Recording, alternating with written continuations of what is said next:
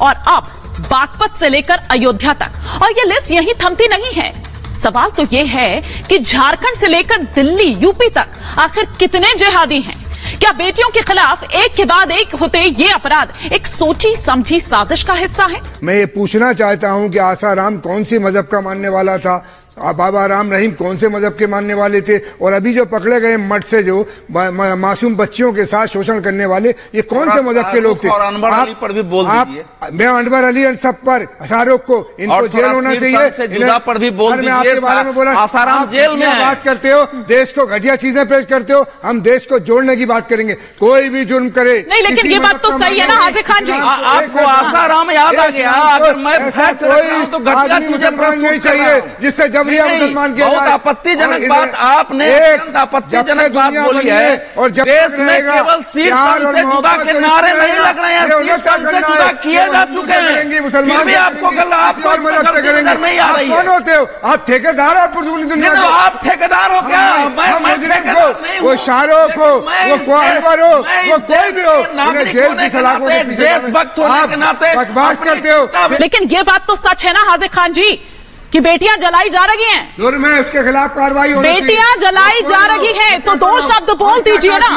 आप क्या चाहती है इसमें? मैं उसका मुजरिम को मुजरिम नहीं बनाऊं? क्या उसे बादशाह बना दूं? उसकी सलाखें जेल की सलाखों के पीछे जाना चाहिए। उसे हमेशा नहीं तो आप उसी पर तो नहीं बोल रहे हैं ना। आप दाएं बाएं के केसेस गिनवा रहे हैं, आप दाएं बाएं के तमाम चीजें गिनवा रहे हैं। के साथ जुर्म होता उतना ही दर्द होना चाहिए मुझे। दानिश कुरैशी जी, क्या कट्टरता का ये कोई नया प्लान है? कोई सीक्रेट मिशन है क्या ये? जब अदालत नुपुर शर्मा के खिलाफ कोई टिप्पणी करती है तो फिर रिटायर्ड जज उस पर खत लिखना शुरू कर देते हैं, तब तो ये खामोश हो जाते हैं, तब पता नहीं कौन से बिल में छुप जाते हैं ये। सवाल ये है कि इंसाफ को इंसाफ के नजरिए से देखना सीखना पड़ेगा। ठीक है सर, यहीं रुक जाइए, यहीं रुक जाइए, यहीं रुक जाइए। बिल्कुल आपने ये कहा, लेकिन वही जुबान, हालांकि मैं उस भाषा का इस्तेमाल नहीं करना चाहती हूँ जो आप यहाँ पर कह रहे हैं, एकदम क्लिश जिस तरह के शब्दों का इस्तेमाल कर रहे हैं कि सर तब कहा जाता है ये गैंग, जिस गैंग की आप बात यहाँ पर कर रहे हैं, क्योंकि उनके एजेंडा को सूट नहीं कर रहा होता है ये। क्या इसीलिए? किस संविधान की बात कर रहे हैं आप सर? संविधान की तो हर दिन धज्जियां उड़ाई जा रही होती है ना। वो संविधान अपने हिसाब से ठीक लगे। और किस इंसाफ की बात कर रहे हैं, किस कोर्ट की बात कर रहे हैं? जब कोर्ट अपने मन मुताबिक बात कहे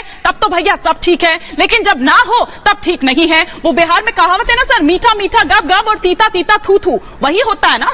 अपने हिसाब से सिलेक्टिव अप्रोच ये है। देखिए, सबसे पहले तो मैं आपसे ये कहूंगा कि एज ए एंकर आप जो भाषा बोल रही हैं, गैंग वैंग, मेरी भाषा को आप मत वो करिए। आप ही आपकी जैसी भाषा में इस्तेमाल नहीं करना चाहती हूँ। आपसे मुझे कोई सर्टिफिकेट नहीं चाहिए। मुझे पता है मेरी भाषा क्या है, मुझे भाषा की मर्यादा बहुत अच्छे से पता है। गैंग का इस्तेमाल आपने किया, गैंग शब्द का इस्तेमाल आपने किया, और क्या नहीं है? आप बताइए वो कौन से गैंग से एफिलेटेड है? कौन से गैंग से एफिलेटेड है आप बताइए, तो मुझे बताइए कौन से गैंग से एफिलेटेड है वो जिनकी बात आप कर रही हैं।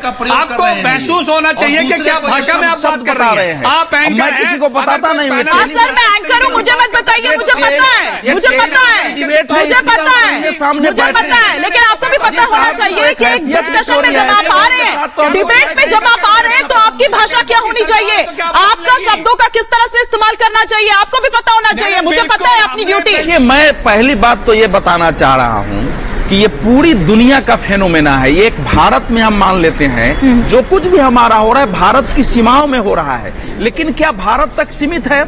बेल्जियम में, ऑस्ट्रेलिया में, ब्रिटेन में ये लव जिहाद वहां के क्रिश्चियन मिशनरीज ने उठाए हैं। ये हमारी लड़कियों के साथ क्या हो रहा है?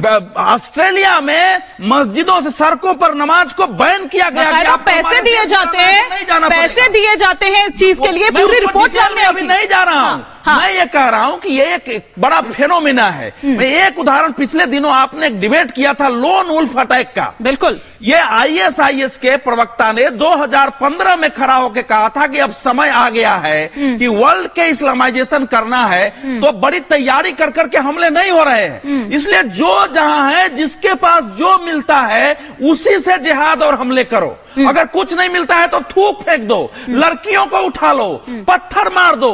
तो ये जो वर्ल्ड में आह्वान होता है उसका असर एक एक जगह पड़ता है। इसीलिए मैं कह रहा हूं कि इसको उसी रूप में गंभीरता से लेने की जरूरत है जो मैं आपको याद होगा सूरत में भी देखिए पाटीदार समाज की 300 लड़कियों को उठा